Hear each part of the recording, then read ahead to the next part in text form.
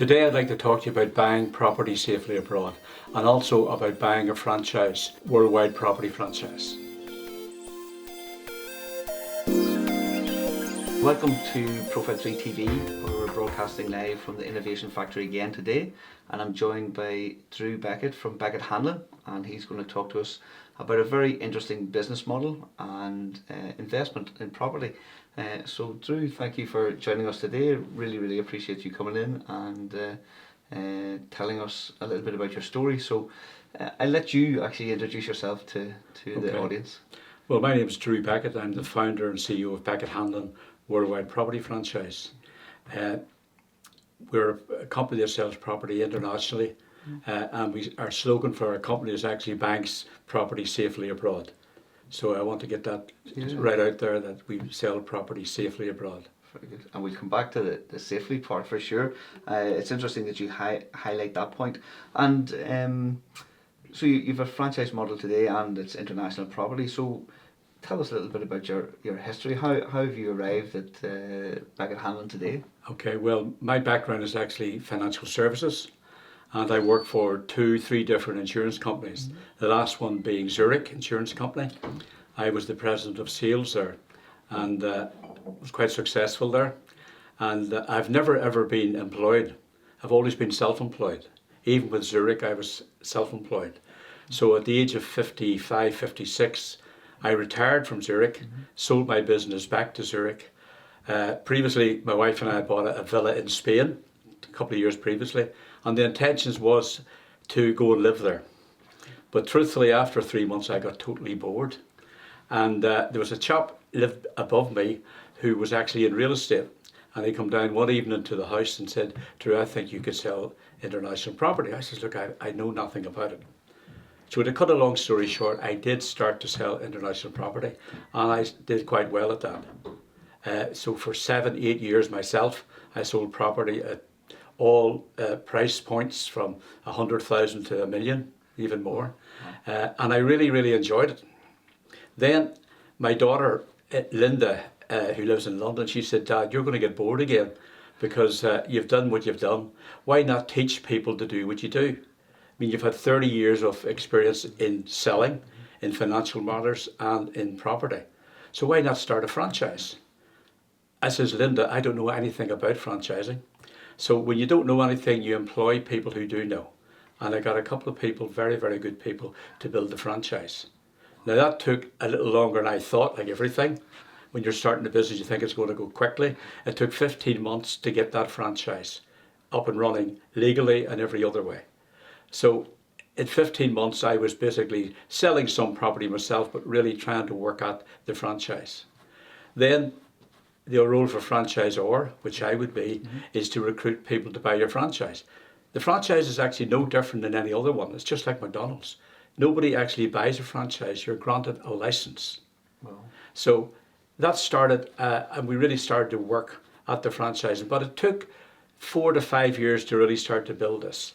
I mean, I think in the first year we had 1 franchise partner. And my wife said to me, "Do you think this is going to work?" I says, "Yes, it'll work. Just takes a bit of time." So the one thing I've learned, and I'm 70 years of age, so I realized that time, you can't put a price on time. You just have to work at it. And the partners that I recruit are normally between the ages of 47 to 70. Wow. Now, why would that be? Well, I think it's like law of attraction. People attract similar people. These are people who are in business, who may be a little bit bored like I was in Spain, and they may be in business, they've sold a business, but they want to keep their hand in, they want to keep their mind working. So we've recruited 19 people to date, which I'm very happy with.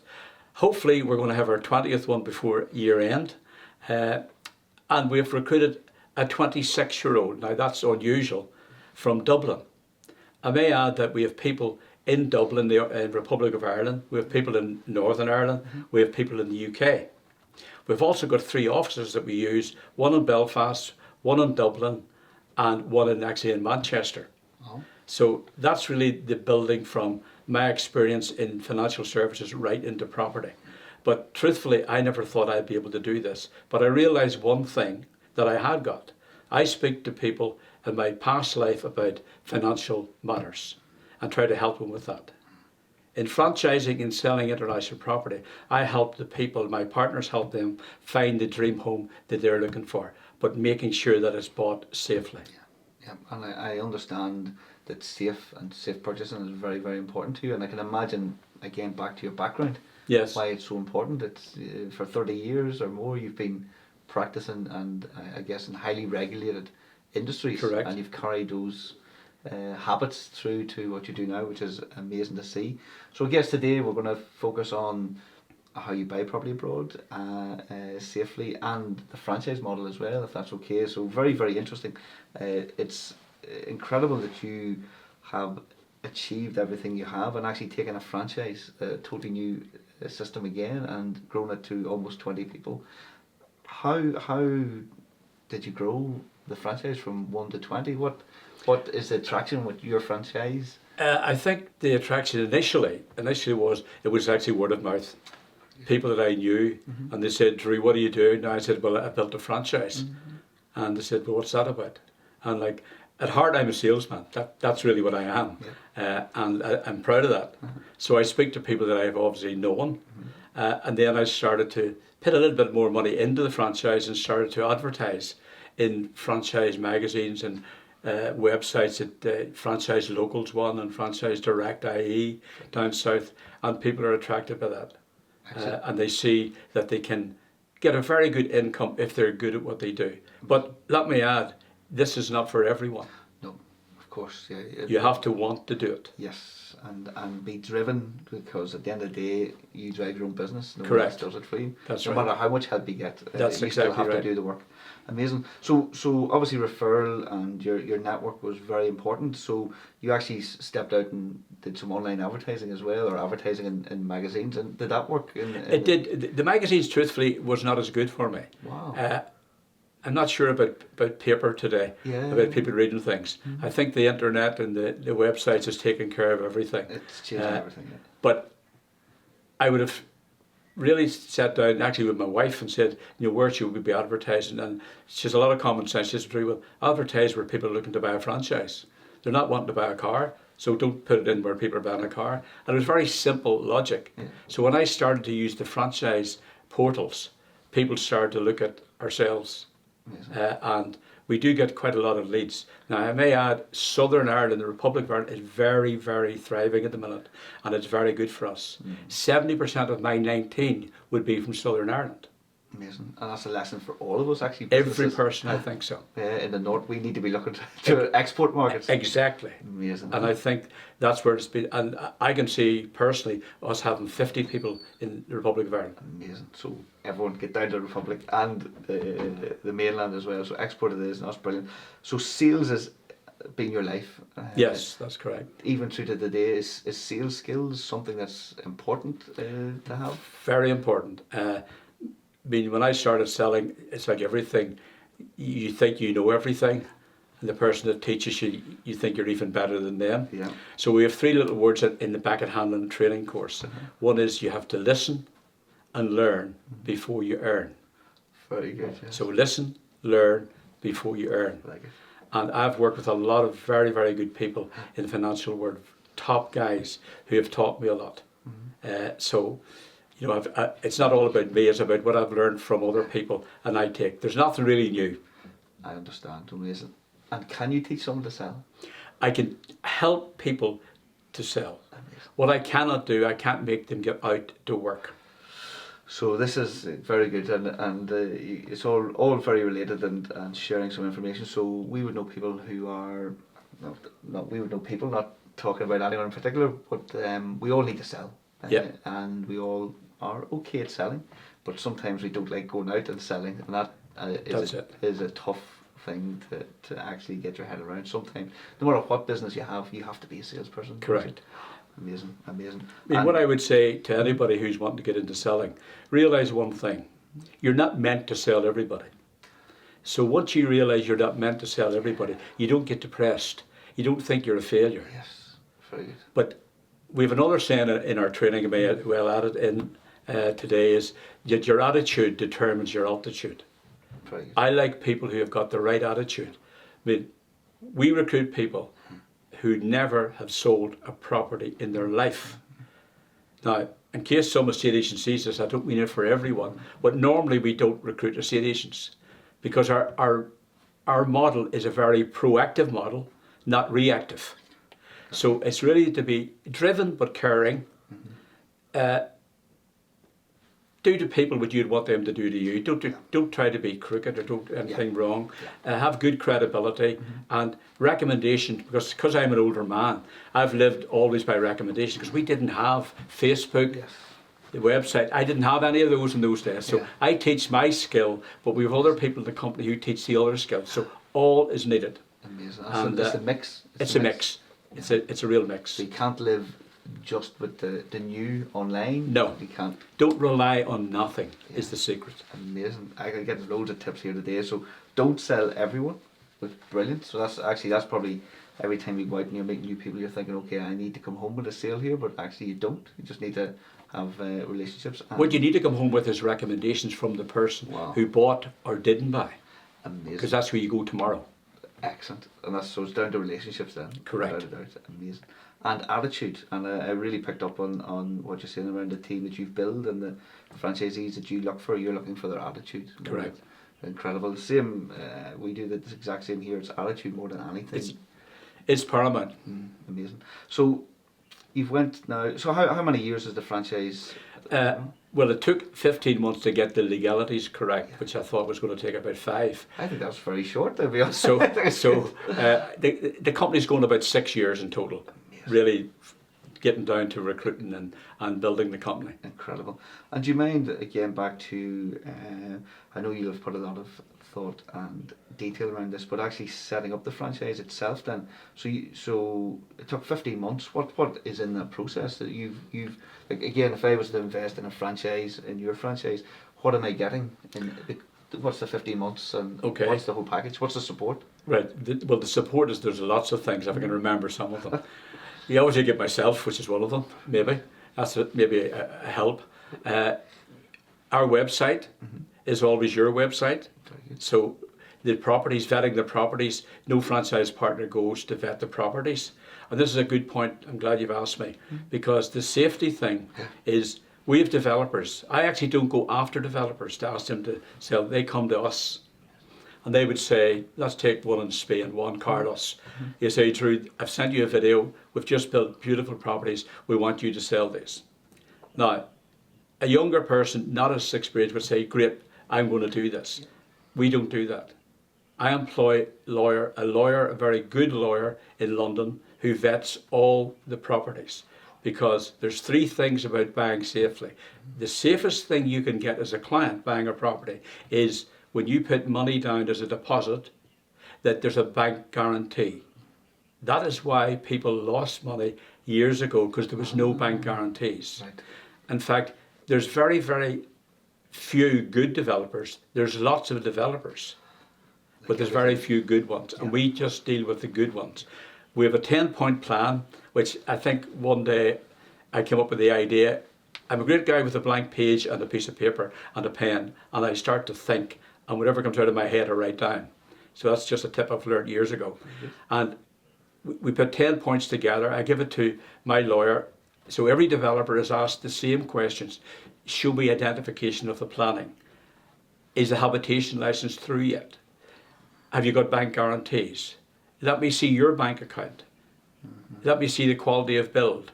I mean, that's about 4 or 5. There's many more. There's about 5, 6 more. So once that comes back to my lawyer, then and only then do I jump on the plane, fly to Portugal, fly to Florida, wherever to go to, look at the developer, look at the developments, and do the deal for the franchise.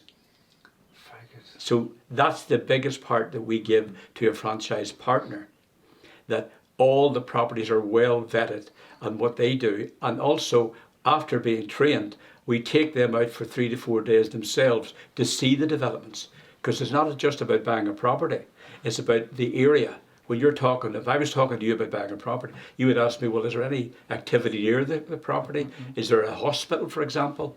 Is there nightlife? Is there a nice restaurant?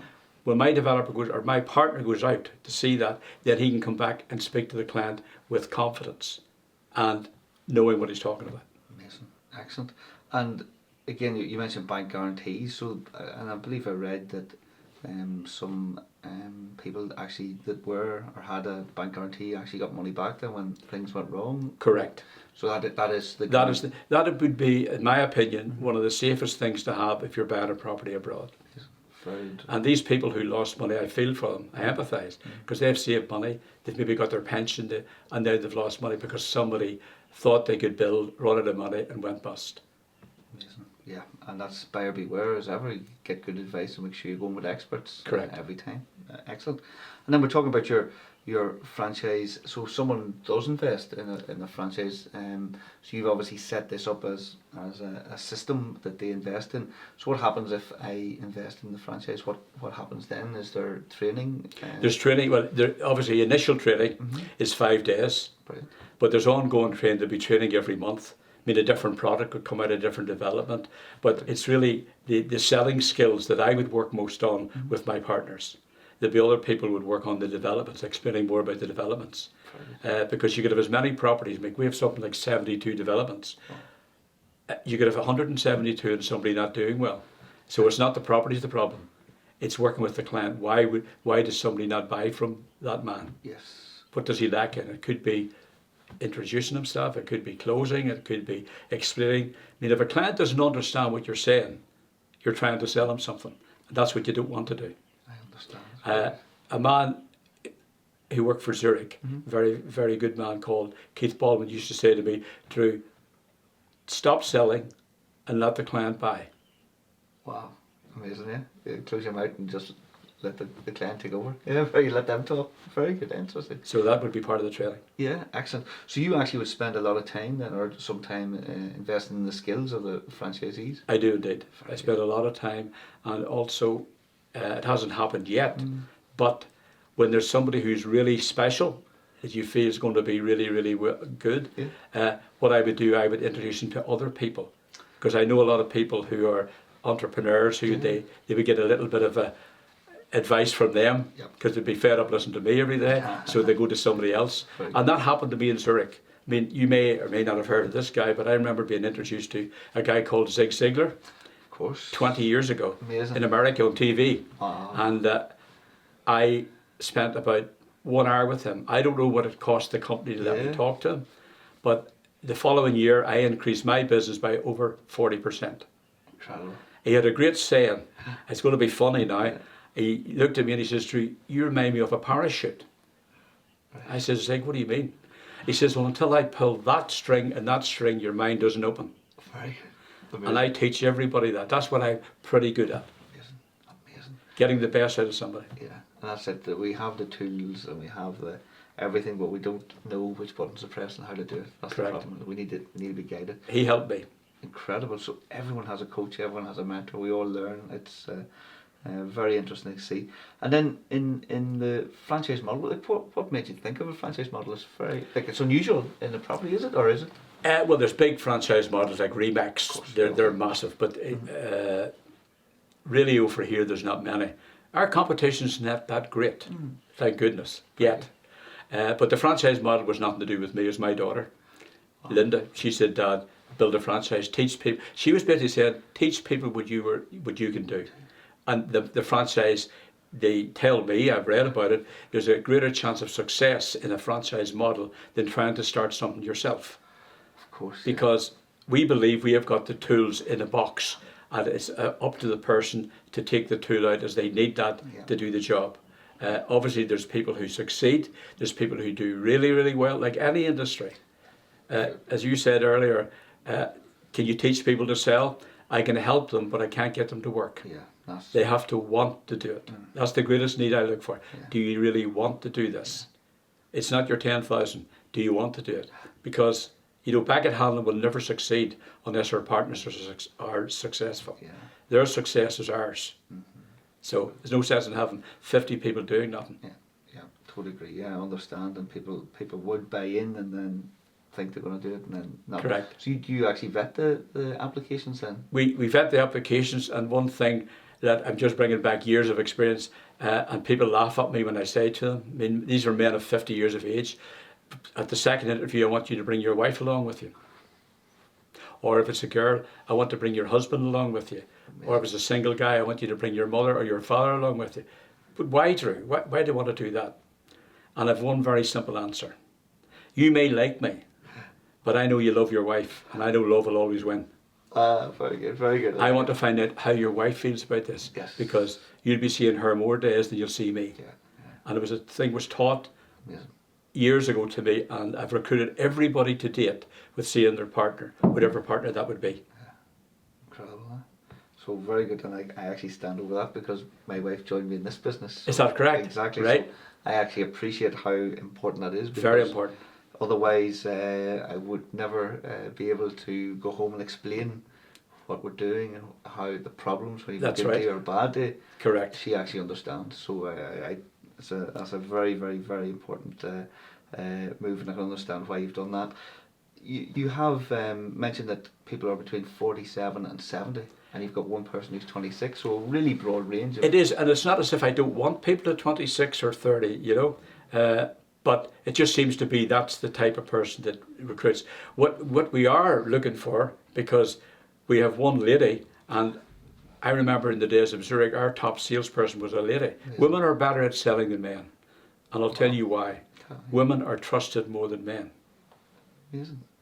Psychology tells you that. Amazing. So I'm trying to get ladies, females into the company as well, but I mean, they have to apply and then take a look to see what they do. Very good. And the franchise model, you mentioned it's an easier thing for people to do. As if you want to start your own business, Yeah. franchising can be easier. Is that something you would advise people to do if they've got itchy feet and want to go out on their own and do something by themselves? Well, everybody's different, but as far as I'm concerned, if somebody knows how to do something, I mean, Warren Buffett says, and he would be a great. Yeah. I read a lot about Warren Buffett. Warren Buffett says, if you don't know what you're doing, don't start. Very good. Many people try things. There's nothing wrong with trying. But if you know somebody who knows a little bit more about it than you and can teach you, and by the way, I want people to be better than me, not the same. You try to find the person who's better. And realize a franchise, they're building a franchise for themselves. It's taking ownership. That's the guys who will, and the ladies who will really make it, that take ownership. Beckett Hanlon's only the brand. Now, we're not a McDonald's brand, but we're a brand. But once that person realizes, this is my franchise, I own this, you will see people say, I'm going to really work this now. If they think they're working for me, they shouldn't have bought it. They're not working for me, they're working with me. Very good. Very, very interesting. And was the franchise model a good decision? Was it the right way to go? I think so. Amazing. So Thank God. yeah, Thank God. And your daughter's good advice. My daughter is more than likely one of the smartest ladies I know. That's amazing. So and she's brought you through that. So what's next? What's the next couple of years look like for the franchise then? Well, the next couple of years, I hope and pray my health is good. I keep fine. I don't put everything into work because sometimes you become a workaholic, and I've been down that road many times. There's more things than work. I've got 7 grandchildren, so I have to give time for them. I've got two sons and a daughter. I have to give time to them. But they're all behind me. When you can get people that are behind you, you can move mountains. Very good. That's the truth. But you have to want to do what you do. And I mean, there's a guy called, just his Christian name, I forget, but his surname Sink. And he says, why? Yes. It's the why question. Why are you here, Drew? Yes. Why are you sitting with me? Why do you want to buy a franchise? If them whys are answered correctly, there's a greater decision. And the better decision is made then. Not why I'm here. Why do you want to buy it? Forget about me. Why do you want it? Very good. I know the person you're talking about. I think it's Simon. But Simon Sink is the correct. I think he's very, very good. Very good, yeah. Loads of videos all over YouTube on He has indeed. Yeah, so very good. So, if there was a business owner who's already, actually with 3 things, three more questions. One about property actually before we get there. Property, whereabouts do you specialise in? We've mentioned Spain. Is there other countries? Yeah, we do. We sell property in Spain, Portugal, France, Switzerland, and Florida. Now, statistics, because I live by statistics, really, but I keep telling my partners, try to make statistics motivational, not boring. You're not an accountant. Yeah. Make them motivational. Interesting. Yeah. Statistics are good. You live by statistics. Today, I would still say Spain is the country that people look for, especially UK. In Southern Ireland, believe it or not, it may be more Portugal. Wow. We have found it's more in Portugal Very interesting. than Spain. France, there's people, but I mean, you have to like skiing and things like that. And by the way, we only sell new property, just to let you know. We don't sell repossessions or we don't sell second-hand property. Wow. It's all new development. Off plan. And the reason, well, some of it's built, Okay. but if it's off plan, that's fine. The reason why we do that is because I can't vet a second-hand property. I know there's properties living in Spain that don't even have a habitation license and they've been living in it for 20 years. That's fine until you try to sell it. Yeah. And then you have to pay back all the taxes, all the things you should have done originally. Wow. And it may not have been the client's fault, it may have been the developer's fault. Yeah, I understand. Incredible, so cool. And Switzerland as well? Yes, So sorry? they are skiing. They're beautiful properties. Yes. Actually, before I came here today, I got a phone call from a developer in Portugal, and he says, "Drew, we've got beautiful properties to sell." I says, "Well, how many is this?" He says, "There's 28." I says, "Well, what's the price point?" He says, "Well, now they're 2.6 up to 6.8 million." Wow. I says, "Well, I'm not sure if we've got clients for them, but it would be good maybe to let somebody see one of them at least." There's all different price points, but the average price, if you're asking me for Beckett Hanlon, Yeah. our average price is €200,000. Okay, so. But when I started the franchise, because you asked me back then when you started, I did a survey in Belfast myself, Yeah. stopped lots of people and asked them one question: would you buy a property abroad? Now, out of 100%, I would say 76, 77% said yes. But what they did say was, well, I would, but I know somebody lost money. Wow. And you will always get that said to you, because that's fact. Yeah, of course. And they went down and they lost their property. So today, statistics tell me that Spain's number one.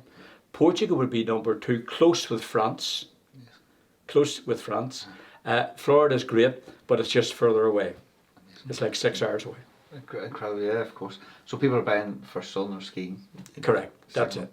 Is property still as good an investment as it used to be, or we all have this thing? Property is an amazing investment. Correct. Get in. Yeah. Well, if you looked at our website, we have two different types of property. We have investment property, and we have lifestyle property. If you wanted to buy a property, a villa in Spain, I will never talk to you about investment, because you're not buying it for the right reason. The reason you're buying it for is for lifestyle. If you're asking me about an investment property, that doesn't mean you can't make money in your property in Spain, but I can't tell you what it's going to make. But if you're looking at an investment property, for example, we're in Belfast today. We sell the George Best Hotel. That's one of our properties, our hotel. We're going to be selling the courthouse, a new development. Of course, yeah. It's coming up. That's totally investment. Yes. Nothing to do with living in it, staying in it. So always realize when you're buying property, why are you buying it? Is it for investment or is it for lifestyle? If it's for investment, you more likely should not look at buying a property abroad lifestyle wise. Now that doesn't mean you can't get it rented and make money, but you're buying it for the wrong reason. I understand. Very good. So have a very clear understanding why you want the property, and then Correct. you get the right one. Very good. And if there was any business owners, we'd have business owners, marketing managers, directors who would watch this. If it's very interesting again from my side that you went on a franchise model. If they were considering franchise models for their business, what would you say to them? Is a good model? What to watch out for? Is there any tips or advice you would share? Well, a couple of things I would say is, don't think it's going to grow overnight, because it doesn't. Like I'm sure all business owners will tell you. Number two, make sure that you have bought into what you're doing 100%. And always try to give more than the person expects. Very good. That was taught by my mother. Says, Drew, you never lose by giving. Yes.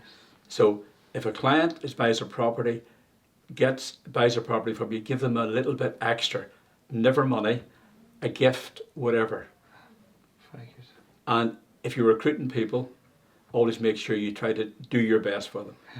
Everybody will not succeed in franchising, just like any other company, but there's a greater opportunity and a greater chance, and there's great rewards from selling international property.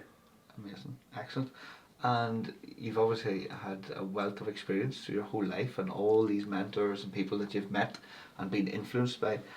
Have you everyone watching is a salesperson or wants to be or has to be a salesperson. So would you have any sales tips that you would be good enough to share with our audience? Well, I'm not saying I'm a great salesperson, but I certainly can sell. You have to be doing it for the right reason. Normally, it's not for yourself. I mean, when I started in financial services, I had a diary because we didn't have computers then. And I had a photograph of my wife and my 3 children. And when I opened the diary, the first thing I looked at was why I'm doing this. Yeah. That was the greatest tip I could give to anybody. If you get the real reason why you want to do something, there's a greater chance of you succeeding. I did it for my family.